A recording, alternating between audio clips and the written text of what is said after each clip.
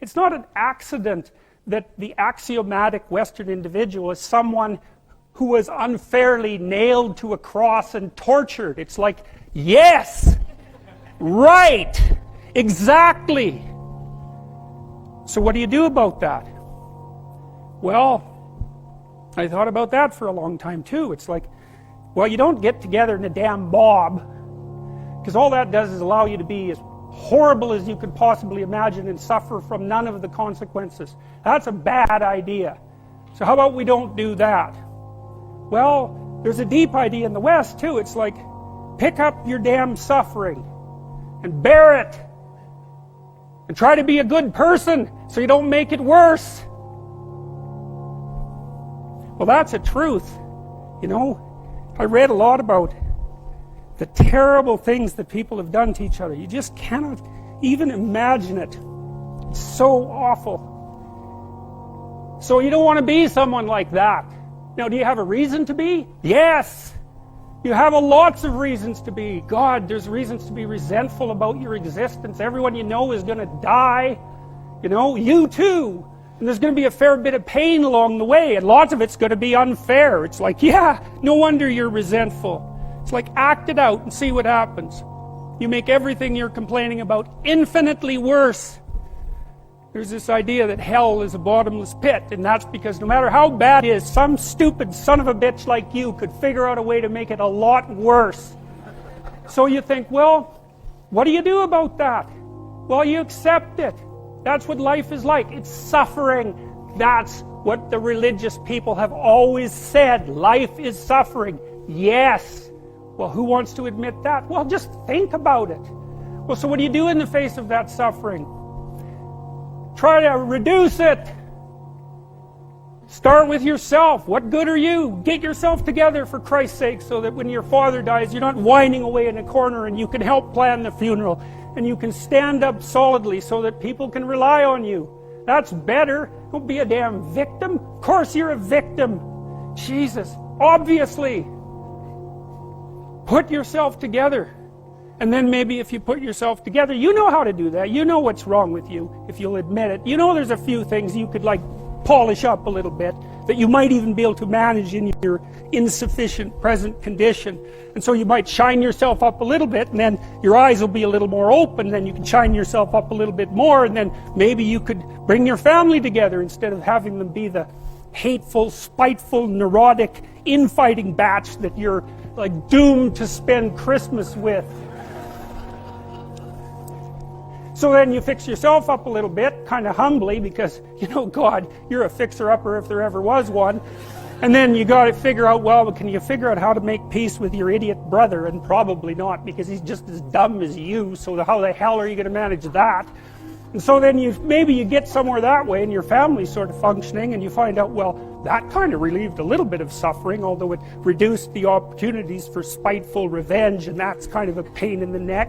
And so then you get your family together a little bit, and you're a little clued in then, at least a bit, because you've done something difficult that's actually difficult. You're a little wiser, and so then maybe you could put a tentative finger out beyond the family and try to change some little thing without wrecking it.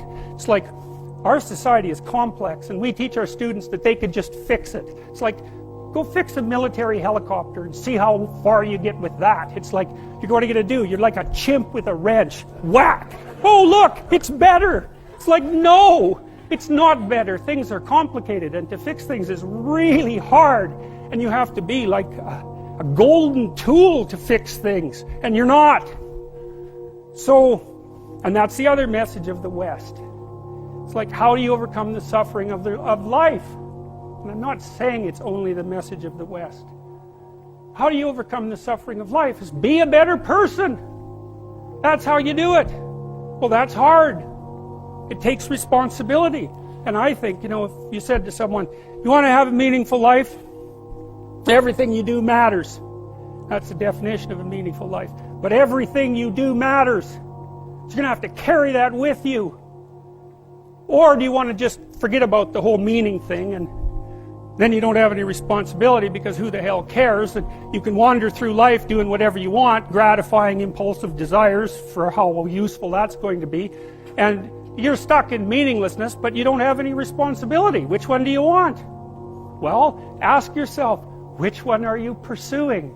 And you'll find very rapidly that it isn't the majority of your soul that's pursuing the whole meaning thing, because, well, look what you have to do that. You have to take on the fact that life is suffering. You have to put yourself together in the face of that. Well, that's hard. Christ, it's amazing people can even do it.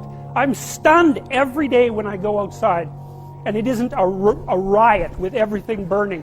Because really, God, you talk to people, it's like, I knew this guy, he'd been in a motorcycle accident and it really ruined him, and he was like a linesman, you know, working on the power, and he was working with someone who had Parkinson's disease, and they had complementary inadequacies, and so two of them could do the job of one person, and so they're out there fixing power lines in the freezing cold, despite the fact that one was 3/4 wrecked with a motorcycle accident and the other one had Parkinson's. It's like, that's how our civilization works. It's like, there's all these ruined people out there, they've got problems like you can't believe. Off they go to work and do things they don't even like, and look, the lights are on. My God, it's unbelievable. It's a miracle. It's a miracle. And we're so ungrateful. College students, the postmodern types, they're so ungrateful. You know, they don't know that they're surrounded by just a bloody miracle. It's a miracle that all this stuff works. That all you crazy chimpanzees that don't know each other can sit in the same room for 2 hours sweltering away without tearing each other apart, because that's what chimps do. So,